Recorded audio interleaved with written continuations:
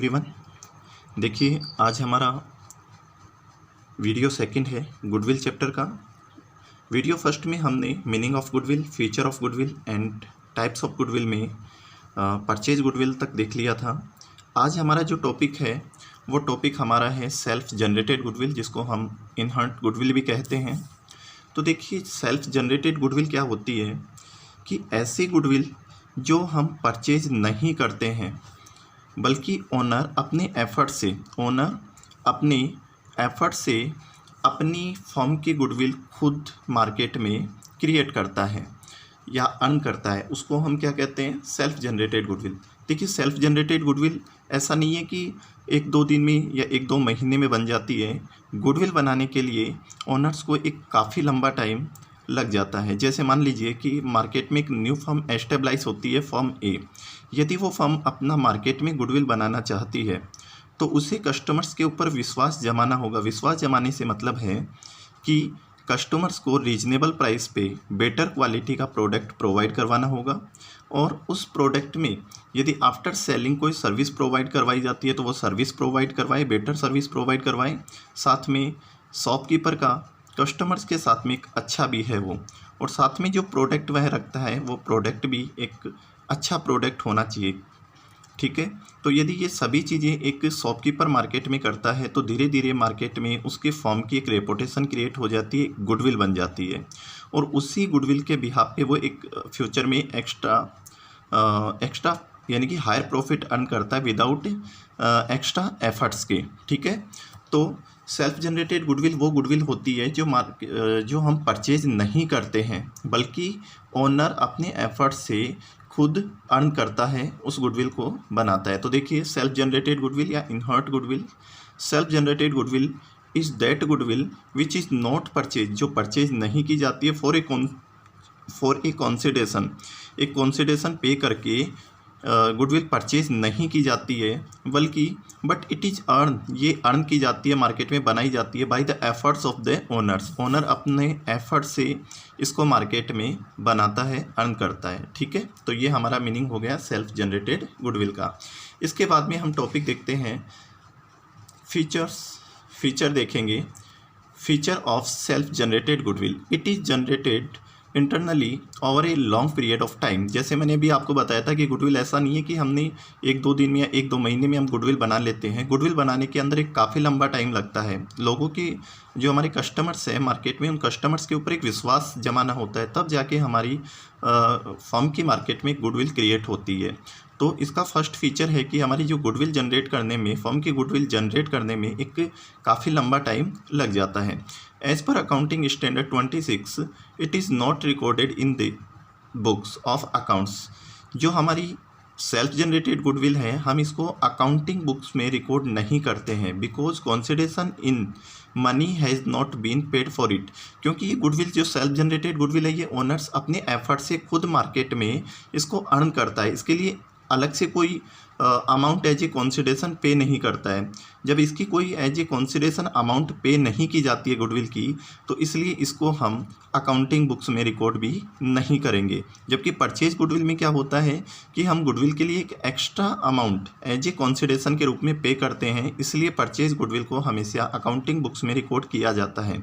तो ये ध्यान रखिएगा कि परचेज गुडविल को तो हम अकाउंटिंग बुक्स में रिकॉर्ड करते हैं, जबकि सेल्फ जनरेटेड गुडविल को हम कभी भी अकाउंटिंग बुक्स में रिकॉर्ड नहीं करते हैं। ठीक है, इसके बाद में हम देखेंगे हमारा जो टॉपिक है वो है need for the valuation of goodwill, कि हम गुडविल की वैल्यूएशन क्यों करते हैं, इसकी क्या नीड है। तो सबसे पहला हमारा जो इसके अंदर टॉपिक है कि हम गुडविल की वैल्यूएशन क्यों करते हैं, वो है when there is a change in the profit sharing ratio among the exiting partner. जब हमारे जो एग्जिटिंग पार्टनर होते हैं और उनके बीच में जो प्रॉफिट शेयरिंग रेशियो यदि वो चेंज हो जाता है तो हमें गुडविल की वैल्यूएशन करनी पड़ती है। जैसे एक एग्जांपल के थ्रू हम इसको अच्छे से समझ लेते हैं।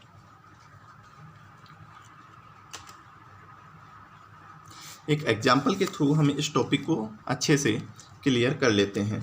देखिएगा, जैसे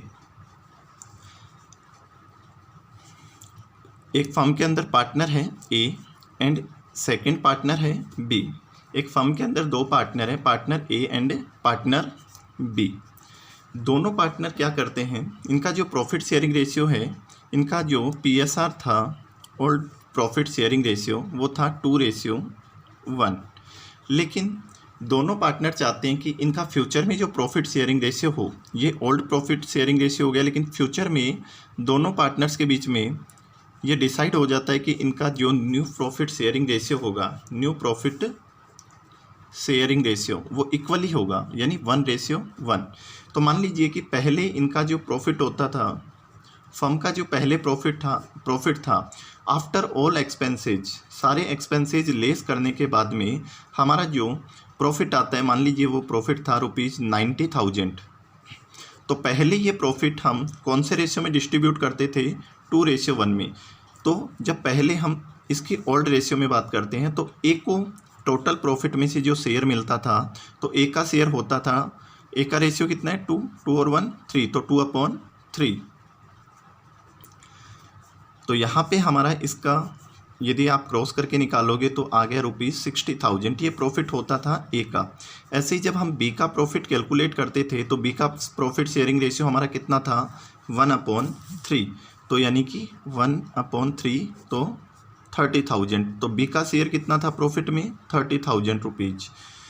अब फ्यूचर में इन दोनों का प्रॉफिट इक्वली हो गया, इनका प्रॉफिट रेशियो कैसा है, इक्वली। तो इनको प्रॉफिट भी कैसा मिलेगा, 40, ए का प्रॉफिट क्या होगा 45,000 और बी का प्रॉफिट भी क्या होगा 45,000, यानी दोनों का प्रॉफिट इक्वली हो गया। देखिए पहले ए का प्रॉफिट क्या था 60,000, अब ए का प्रॉफिट क्या हो गया 45,000।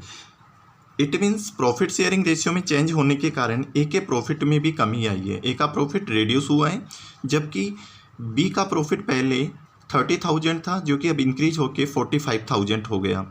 तो ए ये बात कहता है बी को कि मैंने अपना प्रॉफिट सेक्रीफाइस किया है, मैंने अपना प्रॉफिट क्या किया है, सेक्रीफाइस किया है। तो मैं सेक्रीफाइस क्यों करूं, तो इसके बदले में बी ए को जिस रेशियो में गेन करता है, प्रॉफिट गेन करता है, उसी रेशियो में बी जो पार्टनर है वो ए को गुडविल की अमाउंट पे करता है। तो इसके लिए हम क्या करते हैं कि गुडविल की कितनी गुडविल अमाउंट पे करे, तो इसके लिए हमें क्या करना पड़ता है, गुडविल की वैल्यूएशन करनी पड़ती है। ठीक है, तो देखिए पहला रीजन हो गया when there is a change, जब PSR चेंज होता है एग्जिटिंग पार्टनर्स के बीच में तो हमें क्या करना पड़ता है, गुडविल की वैल्यूएशन करनी पड़ती है। सेकंड हमारा है when a new partner is admitted, जब एक नया पार्टनर फर्म के अंदर एडमिट होता है, हम उसे पार्टनर के रूप में एडमिट करते हैं, तो भी हमें गुडविल की वैल्यूएशन करनी पड़ती है। क्यों करनी पड़ती है, देखिए जैसे फर्म के अंदर एक फर्म पहले से थी, मार्केट के अंदर एक फर्म है, फर्म का नाम आपके जैसे मान लीजिए फर्म आपके जो कोई भी फर्म है, एक फर्म है और इस फर्म के अंदर दो पार्टनर हैं। दो पार्टनर कौन कौन है, ए एंड बी, और इन्होंने काफ़ी हार्ड वर्क करके मार्केट में अपनी फर्म की एक रेपुटेशन क्रिएट की है, लेकिन ये अपनी फर्म को काफ़ी एक्सपेंड करना चाहते हैं, बढ़ाना चाहते हैं, तो इसके लिए ये पार्टनर सी को एडमिट करना चाहते हैं। तो सी जैसे मान लीजिए कि सी अपनी क्या लेके आएगा, पार्टनर्स बनने के लिए कैपिटल लेके आएगा, लेकिन ए और बी कहेंगे कि आप कैपिटल तो लेके आ रहे हैं, लेकिन हमने हमारी जो फर्म की है इसकी एक मार्केट में एक अच्छी रेपुटेशन क्रिएट की है, लोग हमारे यहाँ पे काफ़ी लोग ऐड हैं, कस्टमर हैं, जिससे हमारी सेल्स अच्छी है, हमारा प्रॉफिट अच्छा होता है। तो जैसे ही आप पार्टनर बनोगे तो आपको प्रॉफिट के अंदर एक अच्छा शेयर मिलेगा।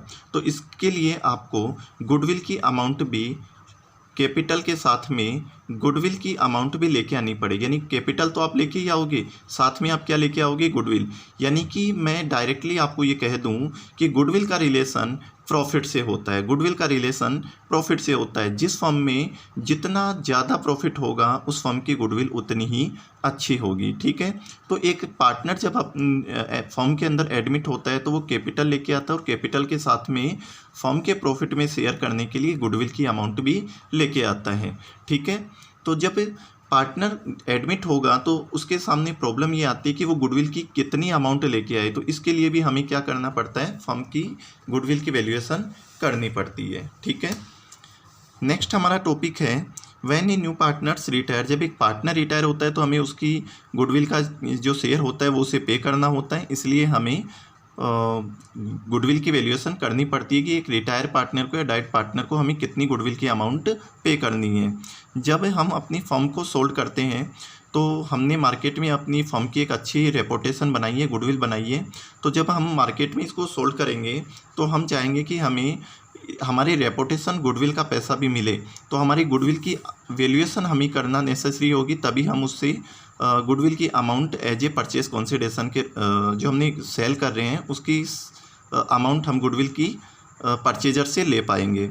व्हेन टू और मोर फर्म अमलगमेट, जब दो या दो से ज़्यादा फर्म अमलगमेट होती हैं तो भी, जब दो या दो से ज़्यादा फर्म अमलगमेट होंगी तो भी हमें गुडविल की वैल्यूएशन करनी होती है। When A partnership firm is converted into A company, जब एक पार्टनरशिप फर्म कन्वर्ट होती है किसके अंदर, कंपनी में, तो भी हमें क्या करना पड़ता है कि गुडविल की वैल्यूएशन करनी पड़ती है। नेक्स्ट हमारा जो मेथड टॉपिक है हमारा वो है method of valuation of goodwill. देखिए गुडविल की वैल्यूएशन करने के लिए हमारे पास तीन मेथड होते हैं, तीन मेथड हमारे पास हैं, जिसमें सबसे पहले नंबर का जो हमारा मेथड है वो है एवरेज प्रॉफिट मेथड, सेकंड है super profit method and third है कैपिटलाइजेशन मेथड। ये गुडविल की वैल्यूएशन के लिए हमारे पास तीन मेथड है, ठीक है। तो सबसे पहले हम देखते हैं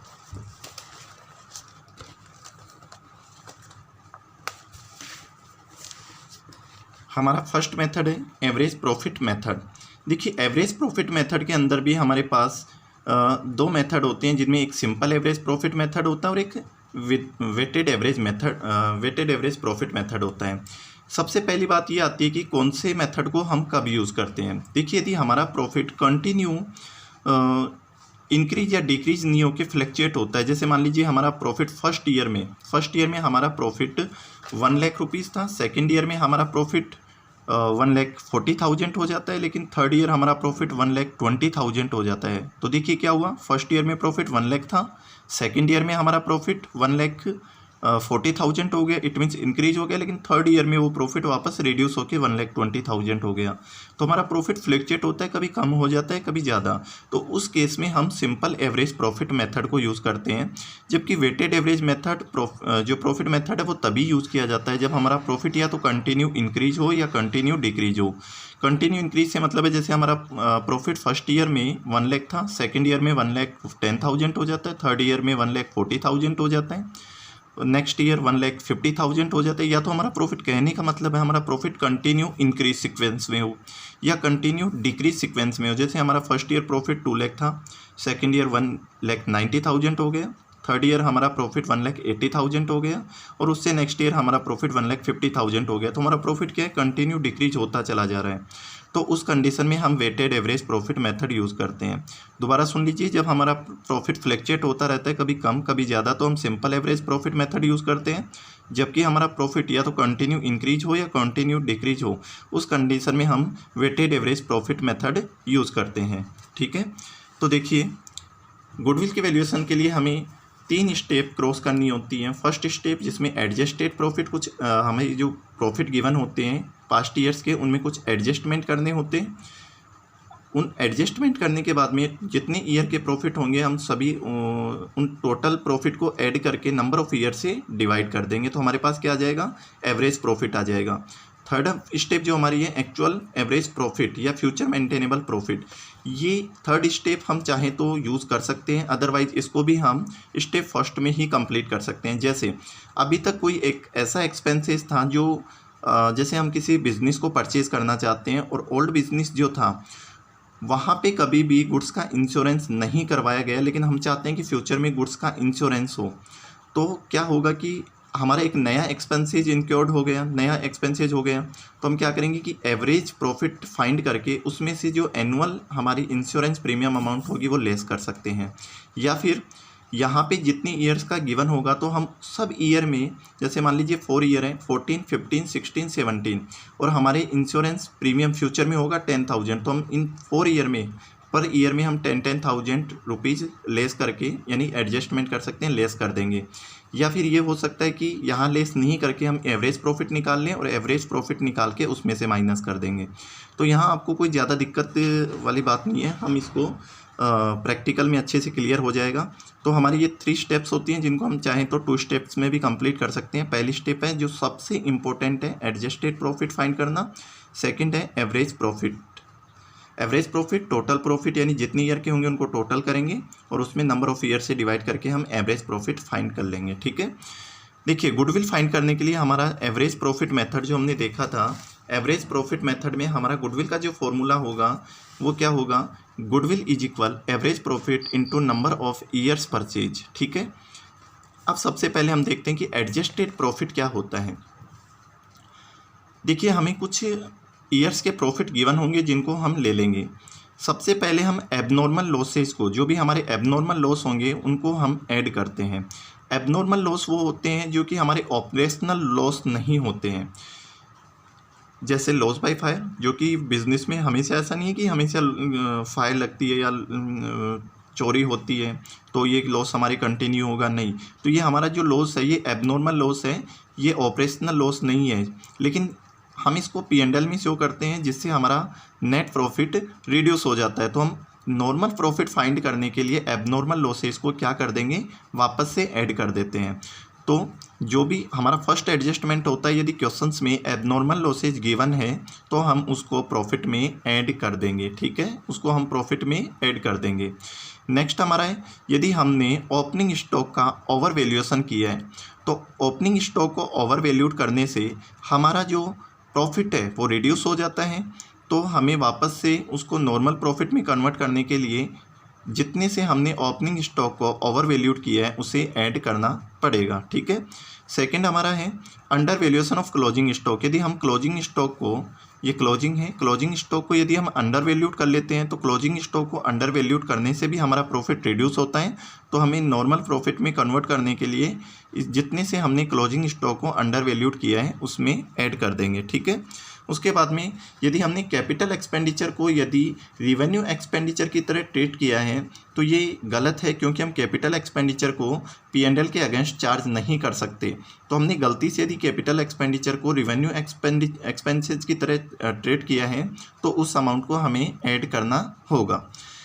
ये तो हमारे जो 4 आइटम्स थे ये ऐड वाले थे। इसके बाद में देखिए लेस, जैसे हमने देखा था कि एबनॉर्मल लॉसेस को हम ऐड करते हैं, सेम उसी वे में एबनॉर्मल गेन को हम क्या करेंगे, लेस करेंगे। एबनॉर्मल गेन में क्या आता है, जैसे gain on sale of fixed assets, insurance claim received, interest received, ये एबनॉर्मल गेन है। ये एबनॉर्मल गेन क्या करते हैं, हमारे प्रॉफिट को इंक्रीज कर देते हैं।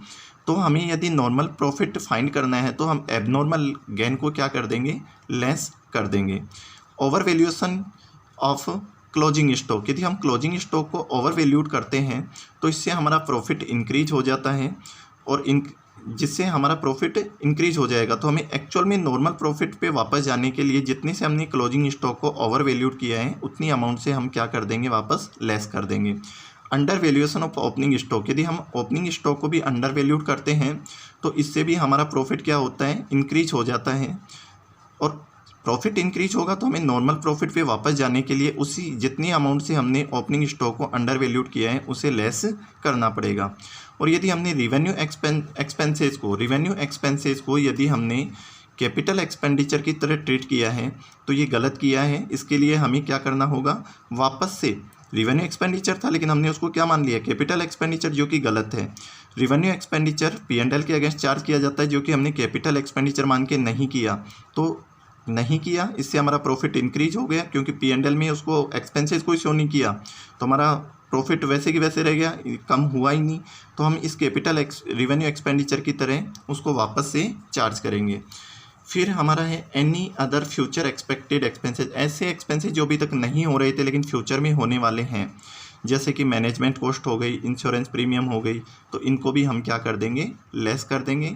तो हमारे पास क्या आएगा, एडजस्टेड प्रॉफिट। अब हमारे पास जितने ईयर्स के एडजस्टेड प्रॉफिट होंगे, जितने ईयर्स के हमारे पास में एडजस्टेड प्रॉफिट होंगे, उन एडजस्टेड प्रॉफिट को हम टोटल करके जितने नंबर ऑफ ईयर्स होंगे उनसे डिवाइड करके एवरेज प्रॉफिट फाइंड कर लेंगे। ये हमारा सबसे मेन था। इसको आप एक बार दोबारा से देख लीजिए, फिर भी कोई डाउट हो तो आप कमेंट बॉक्स में कमेंट कर सकते हैं। ठीक है, यदि आपको ये वीडियो पसंद आई है तो लाइक और शेयर भी करें, सब्सक्राइब करें। Thank you. नेक्स्ट वीडियो में अपन प्रैक्टिकल क्वेश्चन सॉल्व करेंगे।